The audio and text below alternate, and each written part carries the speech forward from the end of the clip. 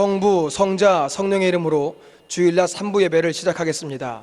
다 같이 경건한 마음으로 묵도하시겠습니다.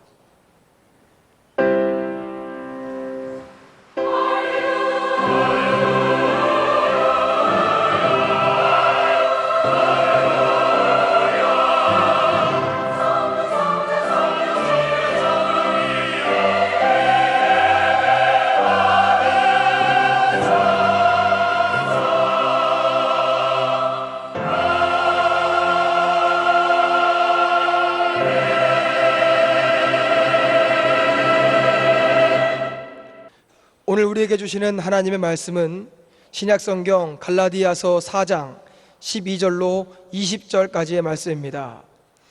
신약성경 갈라디아서 4장 12절로 20절까지의 말씀입니다. 봉독해 드리겠습니다. 형제들아, 내가 너희와 같이 되었은즉 너희도 나와 같이 되기를 구하노라.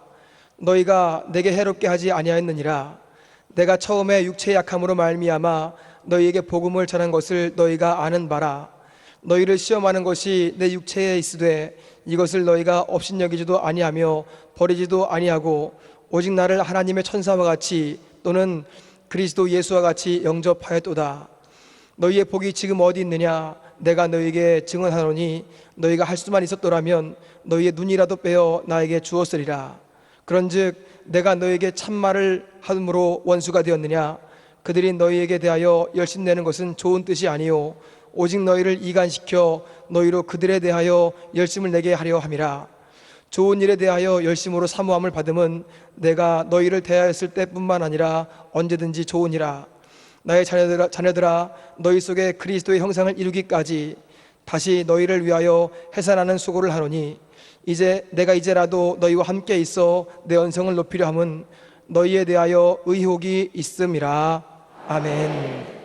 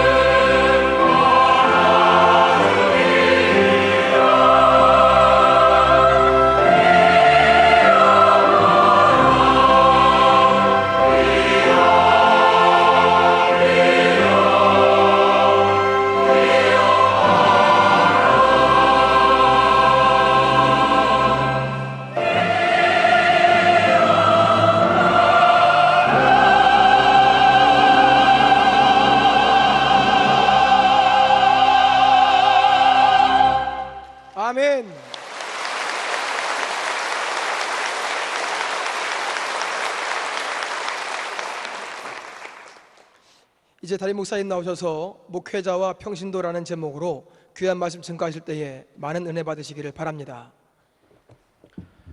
기도드리겠습니다. 사건과 사고, 질병과 고난이 많은 세상 가운데 우리를 보호하시고 지켜주셔서 오늘 거룩한 주일 주의 전에 나와 예배드리게 하여 주심을 감사를 드립니다. 하나님 앞에 나온 이 시간 신령과 진정으로 거룩한 예배를 드리는 우리 모두가 되게 하여 주시옵소서. 전국이 메르스로 인하여 떨고 무서워하고 있사오니 하나님 속히 이 메르스가 사라지게 하여 주시옵소서. 우리 모든 사랑하는 성도들을 주의 날개 그늘 아래 품어주셔서 일절 질병이 틈타지 못하도록 하여 주시옵소서. 혹시 질병에 걸린 이들이 있다면 주님의 손으로 만져 치유하여 주시고 깨끗함을 얻게 하여 주시옵소서. 사칭에 앉은 외국인 근로자를 주님 위로하여 주시고 타국에 나와 일할 때에 힘들고 어려울 때마다 말씀으로 이겨나가는 믿음의 사람들이 다 되게 하여 주시옵소서. 5층에 앉은 우리 청년들 세상에 죄악된 자리에 가지 않게 하여 주시며 물들지 않게 하여 주시고 앞으로 하나님께 귀하게 쓰임받는 거룩한 하나님의 군대들이 다 되게 하여 주시옵소서.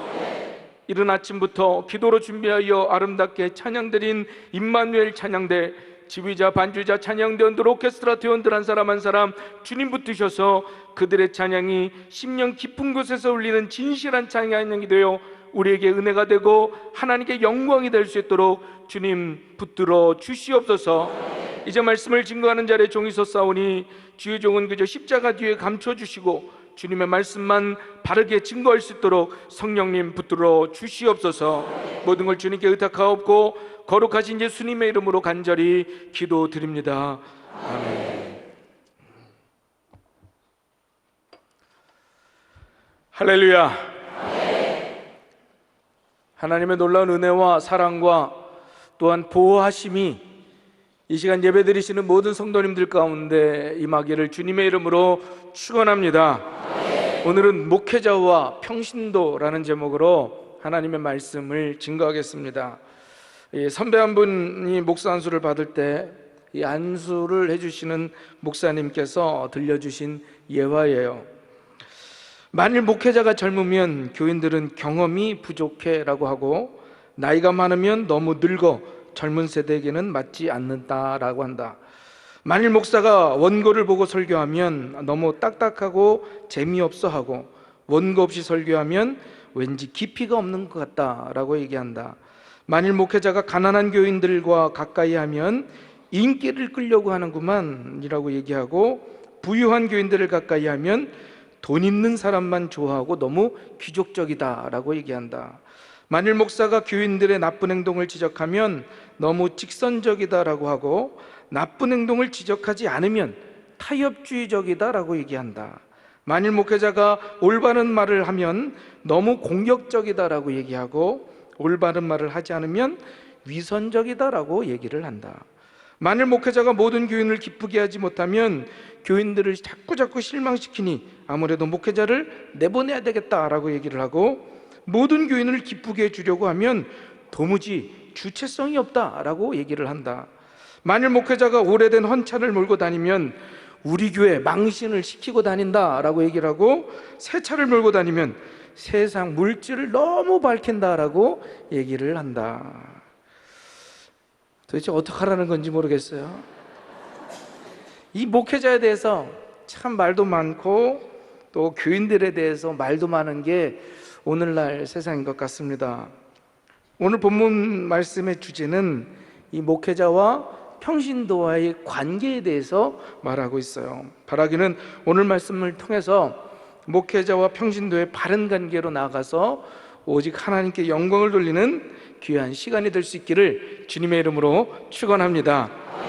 자, 그러면 첫 번째로 목회자와 평신도. 목회자와 평신도는 오직 하나님만을 높여야 된다는 거예요. 따라합시다. 오직 하나님만 높여야 한다. 자, 성경에 보면 갈라디아 교회를 거쳐간 두 부류의 사역자를 말해주고 있습니다. 그 한 부류는 바로 사도 바울과 바나바예요. 사도행전 14장에 보면 갈라디아 지방의 도시 루스드라에서 바울이 안진뱅이를 일으키는 기적을 이뤄냅니다. 그의 믿음을 보고 바울이 외치는 거죠. 내 발로 바로 일어서라. 바로 그 말에 의해서 기적이 일어난 거예요. 나면서부터 안진뱅이였던 이가 걷기도 하고 뛰기도 하게 된 거죠. 이 광경을 목격한 갈라디아 사람들이 눈이 휘둥그레져 가지고 감격하면서 외칩니다.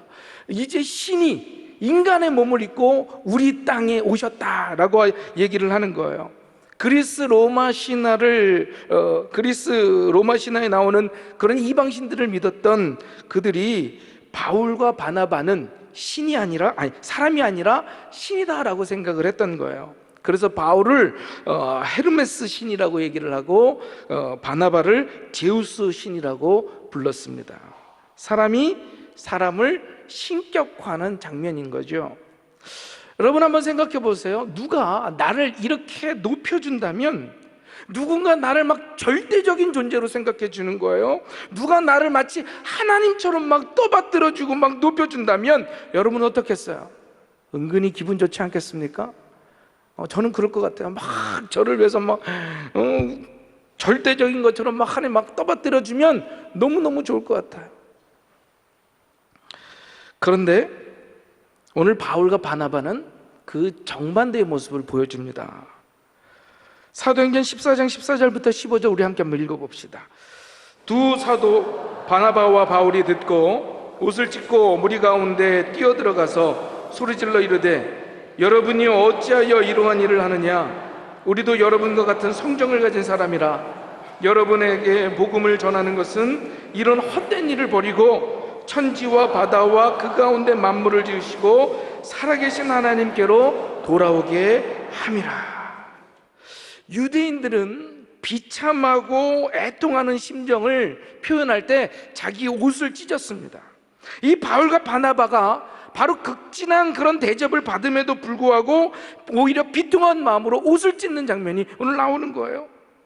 사람들이 하나님을 높이지 않고 자기를 높이는 모습이 대단히 고통스럽기 때문에 바울과 바나바는 옷을 찢으면서 절규했다는 거죠.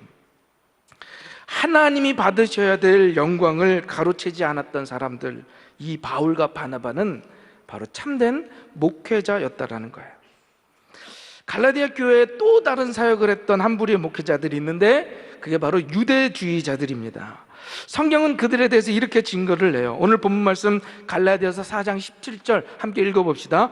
그들이 너희에게 대하여 열심내는 것은 좋은 뜻이 아니요 오직 너희를 이간시켜 너희로 그들에게 대하여 열심을 내게 하려 함이니라.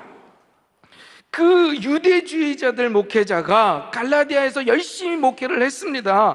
그런데 그들이 열심을 냈던 건 좋은 뜻이 아니었대요. 즉 갈라디아 교회에서 사역했던 유대주의자들의 특징이 열심이었는데 이 교인들을 열심히 섬기고 열심히 돌보고 섬겼다라는 거예요. 그게 별로 좋은 뜻이 아니었다라고 오늘 하나님의 말씀이 증거합니다. 왜냐? 그들은 목사에게 집중하게 만들고 목사를 떠받들게 만들고 교인들이 목사에게 열심을 내게 하려고 그 유대주의자 목회자는 열심으로 교인을 섬겼다라는 거예요. 다시 말해 그들은 하나님의 나라가 아니라 자신들의 왕국을 추구하려고 했던 거짓 목사들이었다라는 겁니다. 여러분, 여기서 여러분들이, 우리 성도들이 잘 분별해야 됩니다. 그냥 열심을 내고 잘해준다고 해서 다 좋은 것이 아니에요.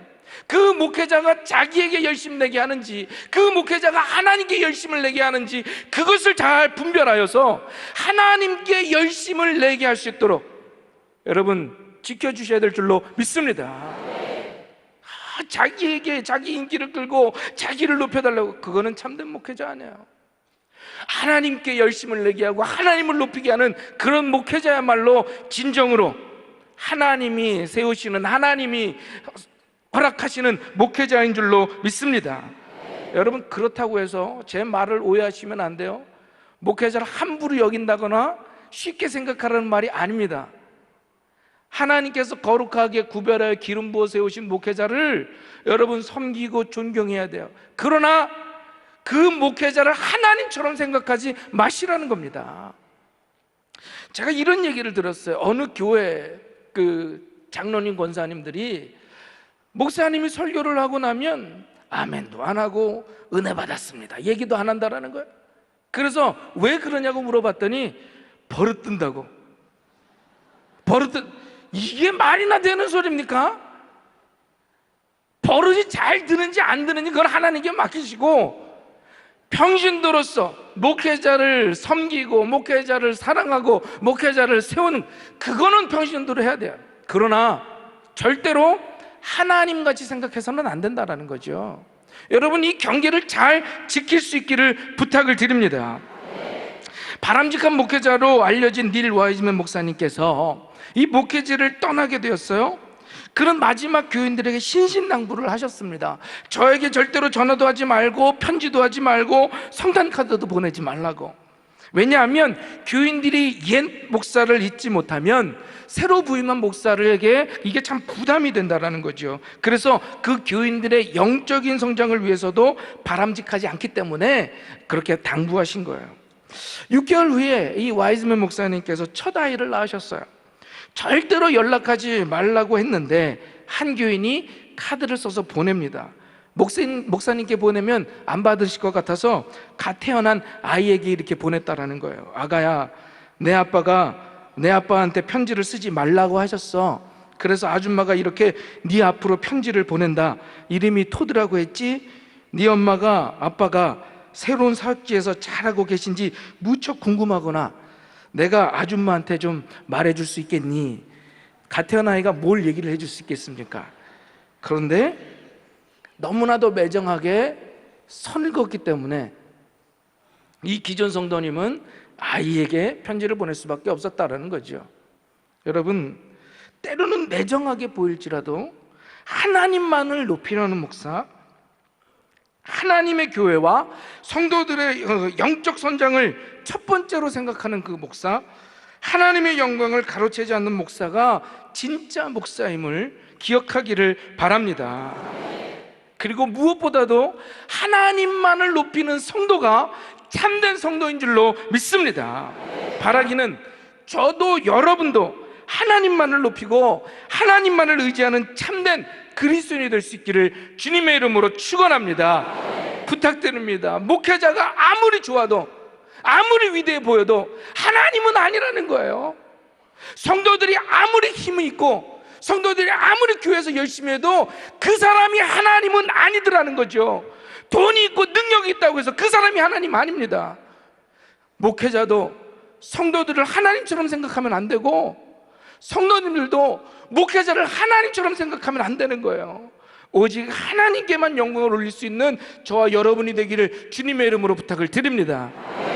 그래서 부탁드리기는 때론 섭섭하시더라도 너무 섭섭하게 생각하지 마세요. 제가 선을 긋는다고 해서 우리 목사님 왜 이렇게 냉정해? 라고 생각하지 마세요. 때로는 핀잔하더라도 섭섭해하지 마세요. 왜? 오직 하나님께만 영광 돌리려고 하는 저의 몸부림이기를 기억해 주시기를 바랍니다. 둘째로, 목회자 평신도는 변함없는 진리만을 붙들어야 된다는 거예요. 따라합시다. 변함없는 진리를 붙들어야 한다. 한 권사님이 계셨어요. 그 교회 담임 목사님의 말씀이 너무 좋아서 그 어렸을 때부터 또 그 교회를 출석했기 때문에 그 목사님을 사랑하고 존경해서, 우리 옛말에 이런 말이 있죠. 제자거 칠척사형 불가답이다라는 얘기 다 알고 계시죠? 제자가 스승의 뒤를 따를 땐 칠척 뒤에 따라가서 스승의 그림자를 밟지 않는다, 뭐 이런 얘기입니다. 그것처럼 나는 목사님 그림자도 밟지 않을 거야 라고 하는 마음으로 다짐을 하면서 신앙생활을 했어요. 진짜 영적인 아버지로 생각하면서 신앙생활을 했습니다. 여러분, 그런 마음으로 예배를 드리니, 그런 마음으로 또 신앙생활을 하니 매 주일의 말씀이 어떻게 은혜가 되지 않겠습니까? 날마다 예배 때마다 눈물을 흘리며 이 은혜를 받았던 거예요. 그런데 그러다 그 권사님의 마음이 변했습니다. 존경하던 눈빛이 증오하는 눈빛으로, 사랑하는 마음이 미워하는 마음으로 변했다는 거예요. 왜인가 했더니 목사님의 말씀 중에 자기의 그 어떤 이익과 조금 반대되는 말씀을 하셨던 거예요. 그러니까 존경하고 사랑했던 마음이 돌변한 거죠. 오늘 본문 말씀에서 그런 이야기가 나옵니다. 교인들이 변한 이야기예요. 사도 바울이 처음 복음을 증거했을 때는 그 진지하게 복음의 메시지에 귀를 기울였어요. 복음 선포에 따라 죄도 회개하고 예수 그리스도를 구주와 주님으로 영접합니다. 그리고 그 복음을 전해준 사도 바울을 하나님의 사자로 받아들여요. 마치 하나님의 천사처럼 예수 그리스도처럼 바울을 대접합니다. 그런데 그랬던 사람이 변해요. 진리를 선포한다는 이유로 바울을 존경했던 사람들이 이제는 진리를 선포한다는 그 이유로, 똑같은 이유로 바울을 대적해요. 오늘 갈라디아서 4장 16절 함께 한번 읽어봅시다. 시작. 그런즉 내가 너희에게 참된 말을 함으로 원수가 되었느냐. 그전에는 진리의 말씀을 함으로 그들이 좋아했어요. 그런데 이제는 진리의 말씀을 하는데 이제 싫어하게 되었다는 거예요. 예전에는 참된 말을 통해서 영적인 가족이 됐는데 지금은 그 참된 말을 해서 원수가 되어버렸다는 겁니다. 왜? 더 이상 진리를 듣고 싶어 하지 않은 교인들의 모습을 보여주고 있는 거예요. 그런데 변하는 게 교인들 뿐이겠습니까? 목사도 마찬가지들이란 거예요. 목사도 변하는 것을 참 많이 봤습니다. 순수하고 정직함이 올곧았던 분이 어느 순간인가 교단 정치에 빠지고 목사로서 범하지 말아야 그런 죄를 저지르고 자신의 이익만을 쫓고 마치 자기를 하나님처럼 막 높이며 변하는 목회자도 우리는 많이 보게 되었습니다. 제가 참 좋아하는 가수 김광석의 노래 가사처럼 사람들이 모두가 다 변해가요. 목사도 변하고 평신도들도 변해요. 특히 내가 그렇게나 믿었던 사람이 변하는 모습을 보면 그 가슴의 상처가 얼마나 심한지 모릅니다. 너무너무 아픈 거예요. 너무너무 괴로운 거죠. 그러면 여러분, 이렇게 변할 수밖에 없는 인간이 어떻게 변치 않는 관계를 유지할 수 있을까? 어떻게 변치 않는 사랑을 가질 수 있을까? 방법은 단 하나입니다. 따라합시다. 변치 않는 진리를 붙들어야 한다. 여러분, 사람은 변합니다. 그러나 진리는 변하지 않는 줄로 믿습니다. 그러므로 여러분들이, 저와 여러분이 붙들어야 될 건 사람이 아니에요. 사람의 모습이 아닙니다. 사람의 지금의 모습이 아니라 변하지 않는 진리를 붙들 때에만 우리의 관계가 변하지 않고 우리의 관계 속에서 상처받지 않고 언제나 하나님을 높이며 아름다운 신앙의 모습으로 살아가게 될 줄로 믿습니다. 끊임없이 진리이신 하나님의 말씀을 생각하고 그 말씀을 연구하고 그 말씀대로 실천하려고 노력하는 그것만이 목회자와 평신도의 그 관계를 건강하게 유지할 수 있다는 거예요. 제가 여러분을 하나님의 말씀보다 더 믿는다면 저는 아마 상처받을 겁니다. 왜? 지금 막 좋아해 줄 수 있지만 어느 순간에 똑같은 모습이 싫어질 수도 있지 않아요? 여러분, 결혼한 사람들은 다 느꼈을 겁니다. 분명히 나의 이상형이라고 해서 이런 모습 때문에 나는 결혼을 했는데 결혼하고 나니까 그 모습이 싫어져. 결혼하기 전에는 밝고 말이 많았던 게 너무너무 재밌어서 좋았어. 결혼하고 나니까 너무 말이 많아서 싫어. 결혼 전에는 묵직하고 또 말도 없고 과묵한 것, 이게 너무 좋았는데 결혼하고 나니까 너무 재미없어. 그래서 싫어요.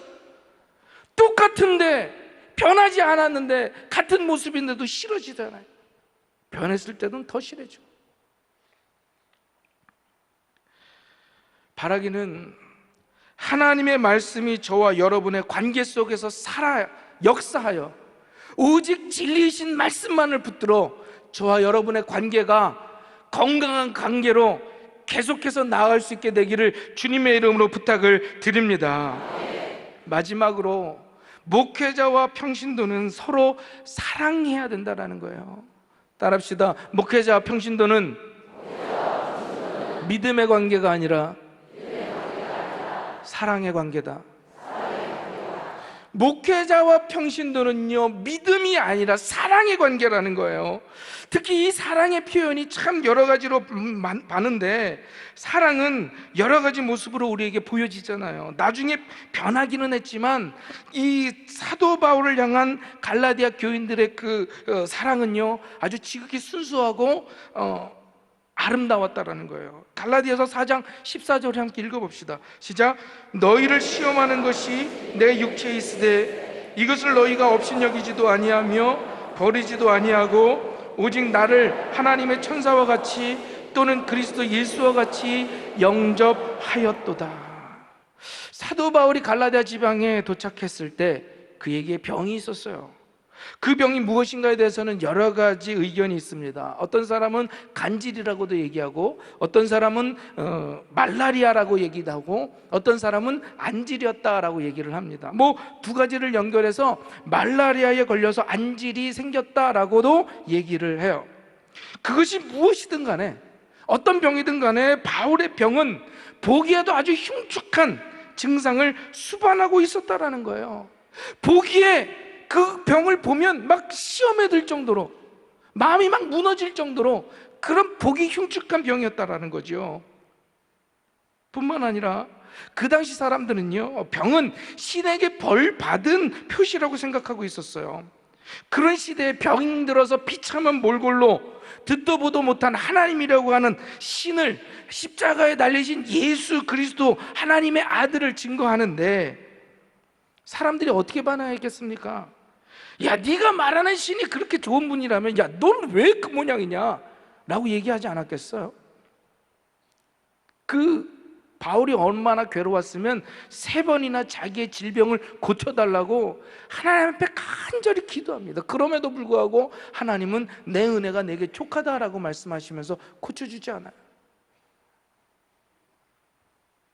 얼마든지 조롱하고 얼마든지 무시할 수 있는 상황이었어요.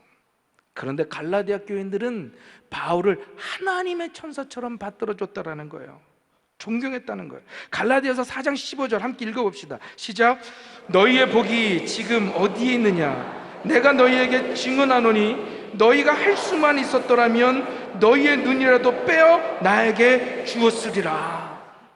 자, 교인들은 눈이 아파서 고생하는 바울을 보면서 마음이 안타까워했어요. 할 수만 있으면 자기의 건강한 눈이라도 빼어서 목사님께, 바울 목사님께 드리고 싶은 그 마음을 갈라디아 교인들이 갖고 있었다. 그만큼 갈라디아 교인들은 바울 목사님을 사랑하고 있었어요. 성경은 그 사랑을 얘기하면서 너희의 복이라고 얘기를 합니다. 목회자의 약한 부분을 용납하고 함께 안타까우면서 눈이라도 빼어주려고 하는 그 교인들의 사랑을 성경은 복이라고 얘기하는 거예요. 여러분, 목회자를 사랑하실 수 있기를 바랍니다.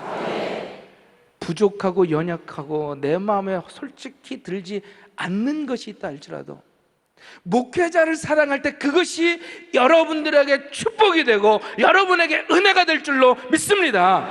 에이, 나는 싫어. 저렇게 소리 지르는 저런 거 싫어. 저렇게 얼굴만 커다란 거 나는 싫어. 살 디룩디룩 찐 거 난 싫어. 막 이러면서 팔짱 끼고 생활경으로 보면 여러분 그게 무슨 은혜가 되겠습니까? 어쩌자고 저렇게 부으셨을까? 몸을 좀 생각하셔야 될 텐데, 목소리를 저렇게 크게 지르시면 목이 아프시지는 않을까? 부족하고 연약한 부분을 품고 사랑해줄 때 그것이 평신도에게 복이 될 줄로 믿습니다. 갈라디아 교인들이 바울을 사랑했던 것처럼 바울도 그들을 너무나도 사랑했어요. 갈라디아서 4장 20절 우리 함께 한번 읽어봅시다. 시작. 내가 이제라도 너희와 함께 있어 내 언성을 높이려 함은 너희에게 대하여 의혹이 있음이라.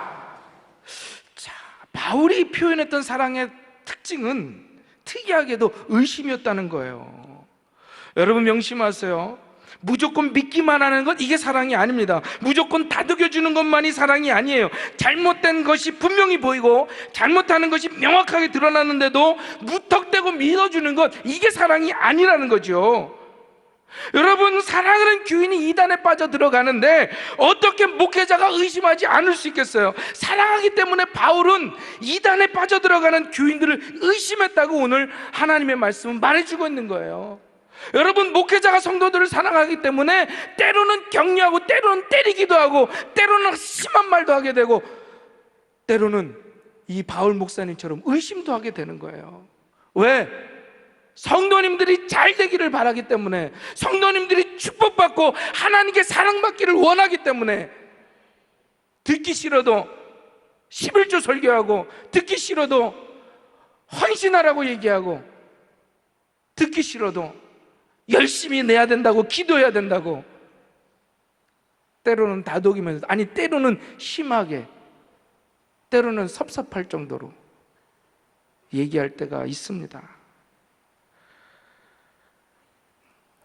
바라기는 목회자가 사랑으로 성도님들을 진심으로 사랑하는 마음으로 매를 들고 혼을 내고 의심을 할 때 상처받지 말고 그것을 명심해서 하나님께 놀라운 은혜와 축복을 받는 저 여러분이 되기를 주님의 이름으로 축원합니다. 19절 우리 함께 한번 읽어봅시다. 시작. 나의 자녀들아, 너희 속에 그리스도의 형상을 이루기까지 너를 위하여 해산하는 수고를 하노니. 사도 바울이 이 해산하는 수고를 했대요.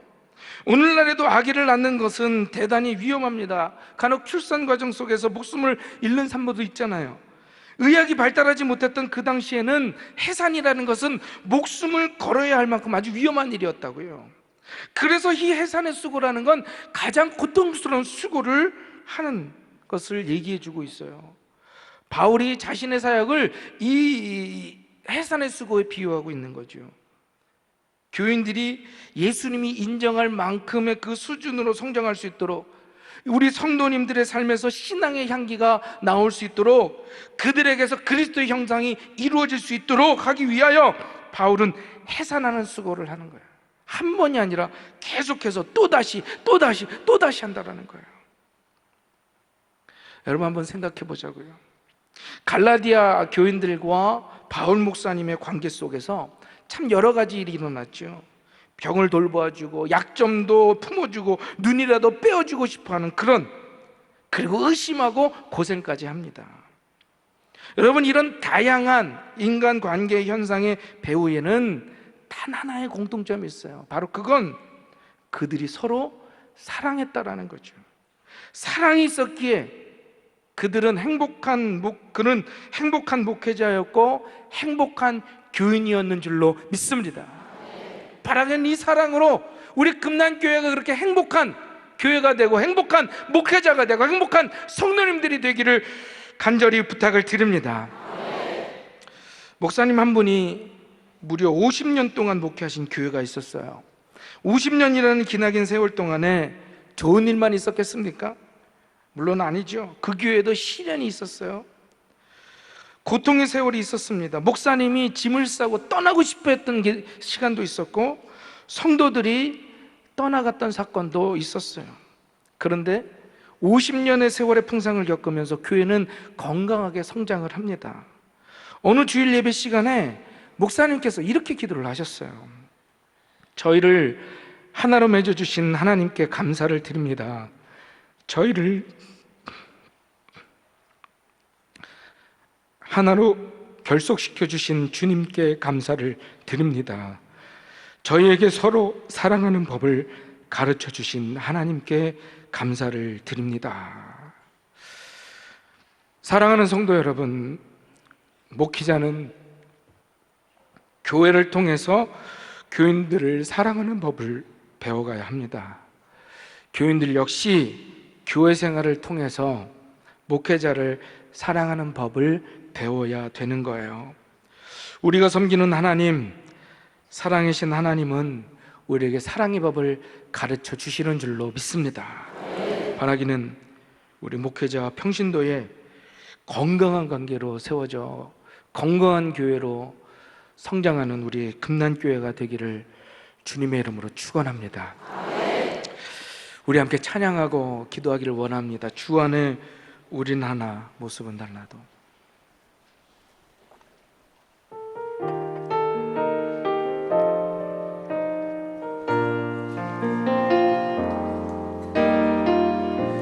주 안에 우린 하나, 모습은 달라도 예수님 한 분만 바라네. 사랑과 선행으로